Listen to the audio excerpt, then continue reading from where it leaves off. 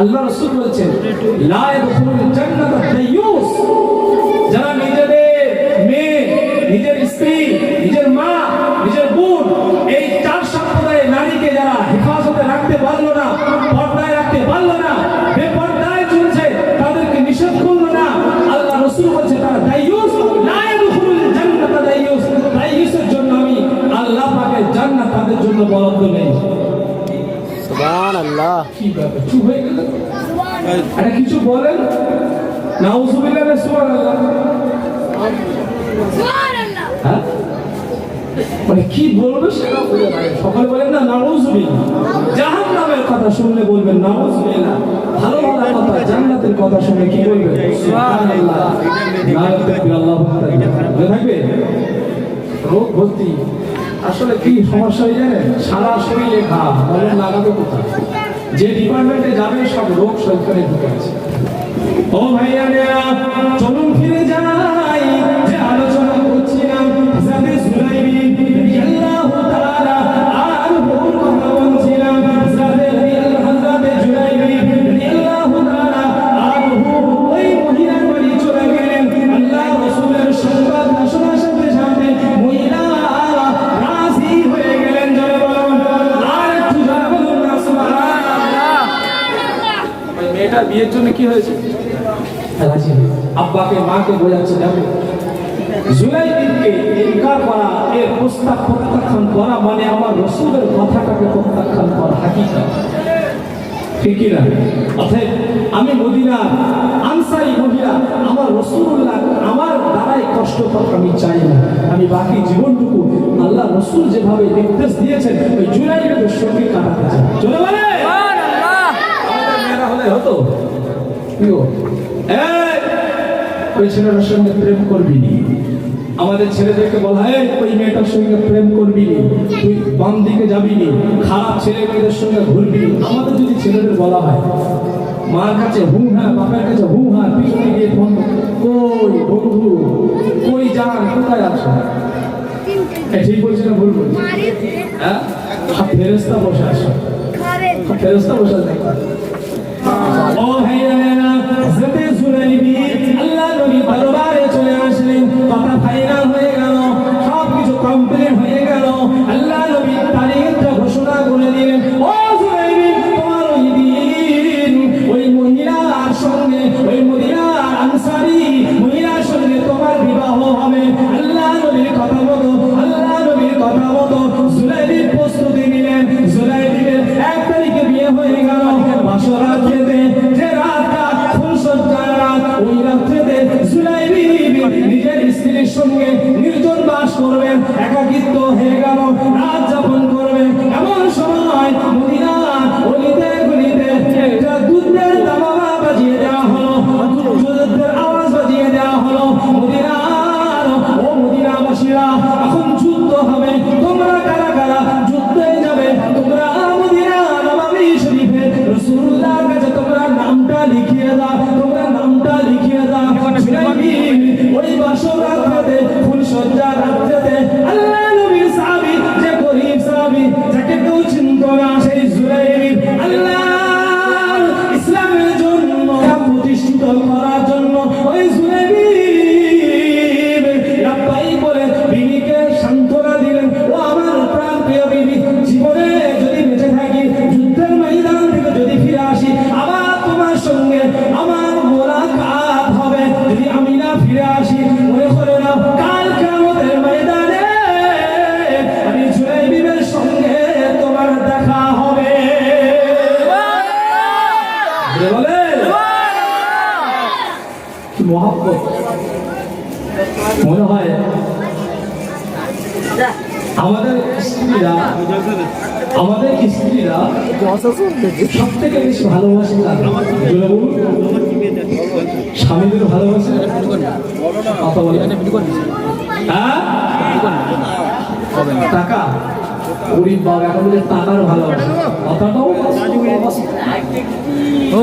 কিছু কিছু মেয়েরা আছে না, যেদিকে মাল হয় পয়সা হয় সেদিকে ঝুঁক যায়। হ্যাঁ, যার মারলে শুরু বকা শুরু চিল্লাচিল্লি শুরু অশান্তি শুরু এমন কিছু মেয়েদের এরকম টেন্ডেন্সি হয়ে গেছে কিন্তু আবার কিছু মেয়ে আছে তারা পয়সা রাখে স্বামীকে রাখে হ্যাঁ আচ্ছা এরকম একটা মেয়ে পাওয়া যাবে সমাজে সব থেকে বেশি আল্লাহ রসুলকে ভালোবাসে সবার থেকে বেশি কেউ আছে না নেই আচ্ছা হয়তো আমার পরিচয় আপনার পরিচয়ের মধ্যে নেই তবে আছে আল্লাহ রাসূল বলেছেন মান আহাব্বা সুন্নতি ফাকাদ আহাব্বানি ওয়া মান আহাব্বানি কানা মাই ফিল জান্নাহ জোরে বলুন সুবহানাল্লাহ আল্লাহ রাসূল বলেন সবথেকে বেশি যদি আমি রাসূলকে ভালোবাসি আরেকটা হাদিস আছে আমি রাসূলুল্লাহ তার নিজের ছেলে মেয়ে বিবি বাচ্চা সব থেকে যদি বেশি ভালোবাসে সেই হলো প্রকৃত মনুষ্য আমি যে জান্নাতে থাকবো সেই আমার উম্মত একই জান্নাতে থাকবে জোরে বলুন সুবহানাল্লাহ এদিকে আমি যাবো না টপিক কিন্তু দিকে না এটা পুরনো ওয়াজ ওদিকে আমি যাবো আমার এটা মূল মাকসাদ যেটা বলা সেদিকে আমি যার জন্য কথা আসবে বলে বলে দিন ও ভাইরা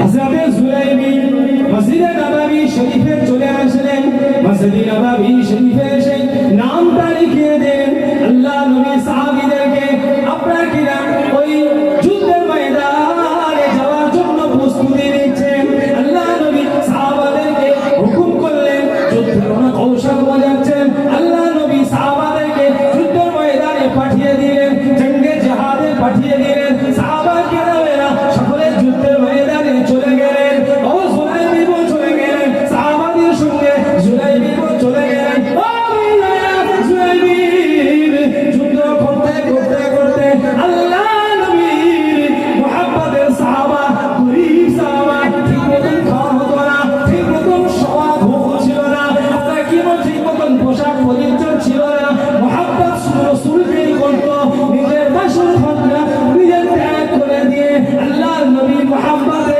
ইসলামের খাতিরে ইসলামের মুহাব্বতে ইসলাম প্রতিষ্ঠিত করার জন্য আল্লাহ নবী সাহাবা কিছু কম বেশি 6 থেকে 7 জনকে কাফিরকে জাহান্নামে পাঠিয়ে দিয়ে হযরত সুলাইম রাদিয়াল্লাহু তাআলা আনহু নিজেও শহীদ হয়ে গিয়েছিলেন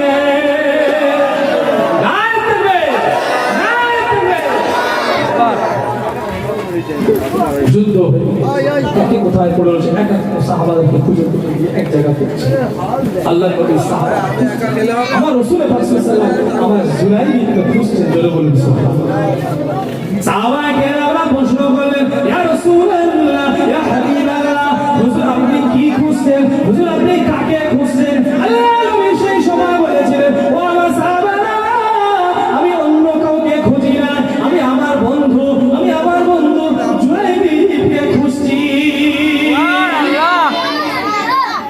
রাসূল যাকে বন্ধু বলেছেন তার কপালটা খুলে দিয়েছে তকদীরটা চমকে দিয়েছে জোরে বলুন সুবহানাল্লাহ আল্লাহ রাসূল এক পর্যায়ে দেখে দিলেন হযরত জুলাইবির লাশটা সারা শরীরে মুখে রক্ত মাখা শরীর ধুলোবালি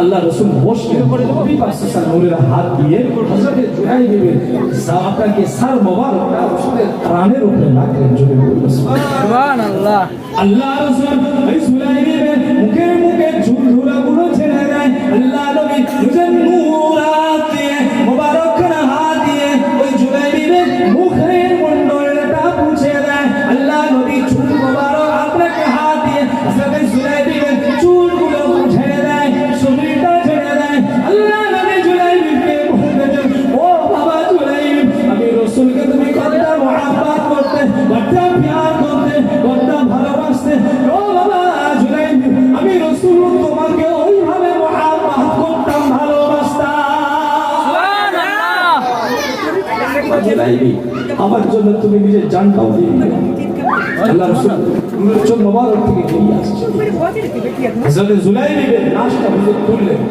তুলে বললেন সাহাবারা জুলাইবির উত্তম ভাবে গোসলের ব্যবস্থা করো জোরে বলুন সুবহানাল্লাহ মহব্বত কি মহব্বত রাসূলের মহব্বত এটা কি মহব্বত আমি আপনি যদি এইভাবে মহব্বত করতে বড়দেরকে সম্মান করব, ছোটদেরকে ভালোবাসবো, স্নেহ করব, দেখবেন সমাজ অনেক পরিবর্তন হবে। ঠিক বলছেন?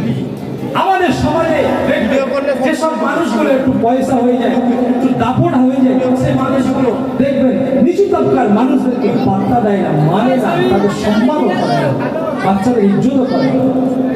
ঠিক বলছি না ভুল? ঠিক। কিছু কিছু মানুষ আছে দেখবেন পয়সার এত গরম, এত টেম্পার হয়ে যায়, দেখবেন তাদের বিবিদেরকে দেখবেন বেপর্দাও রাখে, পর্দাও করে না। পর্দা কারা করবে? গরিব মানুষ পর্দা করবে। একজন আমাকে বলছে, হুজুর রোজা কারা করবে? যাদের খাওয়া হয় না তারা রোজা করবে। কি চিন্তা ভাবনা মানুষ করছে মুসলমান! আমার তো আল্লাহ মাশাআল্লাহ অনেক কিছু দিয়েছে, আমি রোজা করবো কেন? কথা বুঝতে পারছেন? এরকম কিছু ক্যাটাগরি আছে সমাজে। তবে আপনাদের এলাকায় এরকম কেউ নেই, সবাই রোজা রাখে মাশাআল্লাহ। সামনে রমজান মাস আছে, এখানে এত মানুষ আছে, সবাই রোজা রাখে, কেউ ছাড়বে না। ঠিক বলছি তো নাকি? হ্যাঁ, ঠিক বলছি তো? হ্যাঁ, এখানে যে কজন বসে সবাই একদম 30 দিন সব রোজা রাখি। হ্যাঁ, সবাই রাখি। সত্যি কথা বলছি? ঠিক আছে, দেখা যাবে ইনশাআল্লাহ। কি যারা রাখি না, আল্লাহ হুকুম ফরজ রোজাটা রমজান মাসে পুরো রাখবো, কোনো খবর হবে না। কোনো গ্যাসের অজুহাত দিয়ে, আর কি বলে অম্লের অজুহাত দিয়ে, আর কি বলে বিভিন্ন রকমের জ্বরের অজুহাত দিয়ে রোজা ভাঙা চলবে না। রোজা ভাঙার একটা প্রসেস আছে, রোজা না রাখার একটা সিস্টেম আছে, সেটা পরে হবে, আজকেও বিষয় না। তবে যতদিন আল্লাহ আমাদের জান রাখবেন, ফরজ হুকুম ছাড়বো, ছাড়বো না। তার সামনে রমজান মাস আসছে, ইনশাআল্লাহ সবাই রোজা ছাড়বো না। সকলে বলুন ইনশাআল্লাহ। এখন চোখ বিদ্যার না থাকবি।